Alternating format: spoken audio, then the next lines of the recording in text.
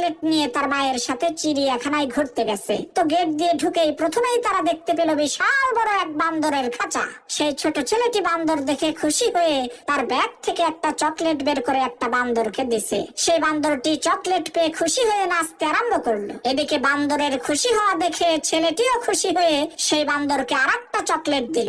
বান্দর তখন আরো নাচা শুরু করলো। তখন সেই ছেলেটি খুশি হয়ে বান্দরকে আরেকটা চকলেট দিল। এইভাবে দিতে দিতে সে একটা বান্দরকে সবগুলো চকলেট দিয়ে দিল। এই দৃশ্য দেখে সেই ছেলেটির মা বলল, বাবা তুমি এই একটা বান্দরকে সবগুলো চকলেট দিয়ে দিলে কেন? সামনে তো আরো অনেক প্রাণী আছে, তাদের জন্য তো তুমি একটা চকলেটও রাখলা না। মায়ের মুখে এই কথা শুনে সেই ছোট ছেলেটি ওই বান্দরের হাত থেকে একটা চকলেট কেড়ে নিল অন্য প্রাণীদেরকে দেওয়ার জন্য।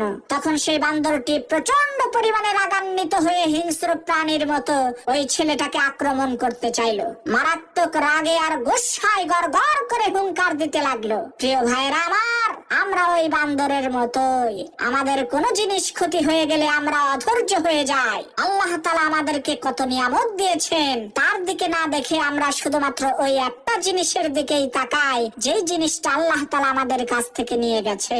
আর একটা বারও তো আমরা চিন্তা করি না যে যেই আল্লাহ নিয়ে গেছে সেই আল্লাহই তো দিয়েছিল।